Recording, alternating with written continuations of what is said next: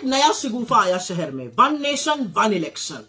अच्छा भाई, क्या है ये कुछ नहीं है, ये इस देश के संघीय ढांचे पर एक जबरदस्त प्रहार है, क्योंकि नरेंद्र मोदी जी भी जानते हैं कि इसको पारित कराने के लिए उनको लोकसभा में 362 वोट चाहिए। उनकी एनडीए के पास 293 है, लेकिन ये असल में एक शगुफा है। सुप्रिया श्रीनेट ने कहा कि वन नेशन वन इलेक्शन एक शगुफा है। नरेंद्र मोदी अच्छी तरह जानते हैं यह संभव नहीं है।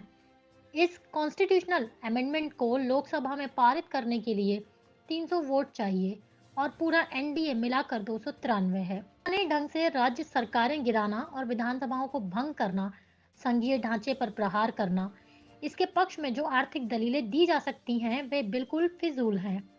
नीति निर्माण में बाधा का जो हवाला दिया जा रहा है वह बस एक सवाल है। 4 साल 11 महीने नीतियां नहीं बनती, सब 1 महीने में बनानी होती हैं। मुद्दों से भटकाने और राज्यों में अपनी आगामी हार का दर्द छुपाने के लिए ये नरेंद्र मोदी का नया गुब्बारा है। आज एक नया शगुफा आया शहर में, वन नेशन वन इलेक्शन। अच्छा भाई, क्या है ये कुछ नहीं है, ये इस देश के संघीय ढांचे पर एक जबरदस्त प्रहार है, लेकिन ये असल में एक शगुफा है, क्योंकि नरेंद्र मोदी जी भी जानते हैं कि इसको पारित कराने के लिए उनको लोकसभा में 362 वोट चाहिए। उनकी एनडीए के पास 293 है, राज्यसभा में भी ये पारित नहीं हो पाएगा। वो जानते हैं, लेकिन ये शगुफे इसलिए रह रहकर छोड़े जाते हैं जिससे कि इस देश में चर्चा बनी रहे बेकार के मुद्दों पर। असल मुद्दों से ध्यान हटाया जाए, इस बात से ध्यान हटाया जाए कि नरेंद्र मोदी और बीजेपी बुरी तरह से हरियाणा और जम्मू कश्मीर, झारखंड और महाराष्ट्र हारने वाले हैं। वन नेशन वन इलेक्शन की बात करेंगे, अरे एक साथ महाराष्ट्र, झारखंड, हरियाणा और जम्मू कश्मीर तो करा नहीं पाए, बड़ी बड़ी बातें करने चलते हैं। लेकिन 2-3 चीजें हैं जो बहुत दिक्कत तलब है इस रिपोर्ट में। करीब 18,626 पन्ने की ये रिपोर्ट है।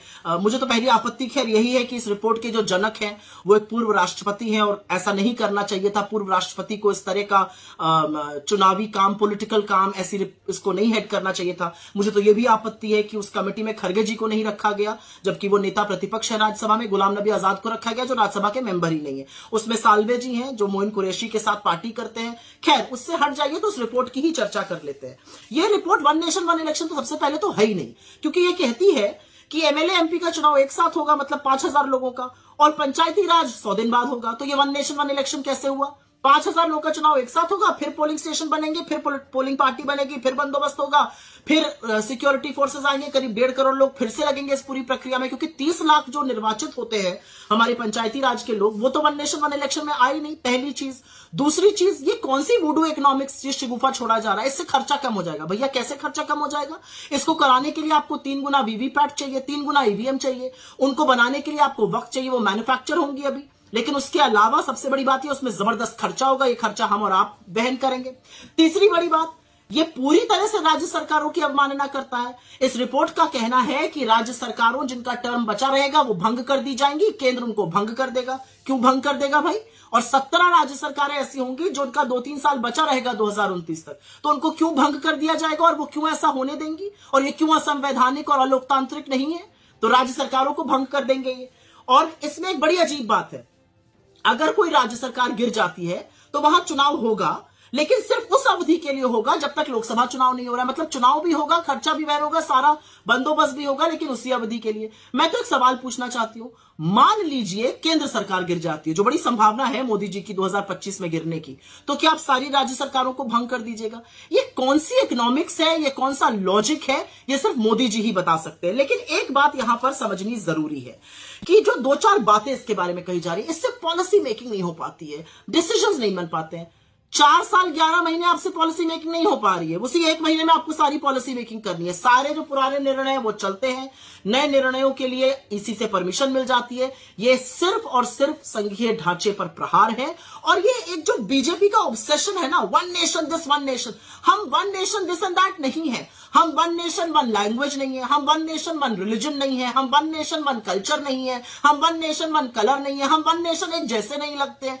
हमारी विविधता ही हमारी सबसे बड़ी पहचान है। Our diversity is our biggest strength. This whole attempt by the BJP to somehow paint us in one color, one this, one that, this is just an obsession. क्योंकि उनको भी पता है कि ये झुंझुना है, उनको भी पता है कि ये पारित नहीं होगा, उनको भी पता है ये संविधान कि जो संघीय ढांचा है उस पर प्रहार है, और इसके लिए कोई तैयार नहीं होगा। खुद बीजेपी के लोग इसके लिए बगावत करेंगे। देखते जाइए आप आगे आगे।